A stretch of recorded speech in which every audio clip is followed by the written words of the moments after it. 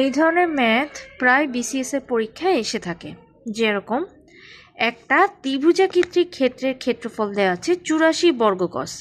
ত্রিভুজটির শীর্ষবিন্দু হতে ভূমির উপর অঙ্কিত লম্বের দৈর্ঘ্য 12 গজ হলে ভূমির দৈর্ঘ্য কত? আমরা একটা সূত্র জানি। সূত্রটা হচ্ছে ত্রিভুজের ক্ষেত্রফল সমান সমান হাফ গুণ ভূমি গুণ উচ্চতা। দেখেন এখানে আমাদের কাছে 84 বর্গ গজ দেওয়া আছে, এদিকে আছে হাফ, ভূমি দেওয়া আছে হচ্ছে, ভূমি দেওয়া নাই, ভূমি আমরা বের করব, উচ্চতা দেওয়া আছে হচ্ছে 12 গজ। ঠিক আছে, বা ভূমি সমান সমান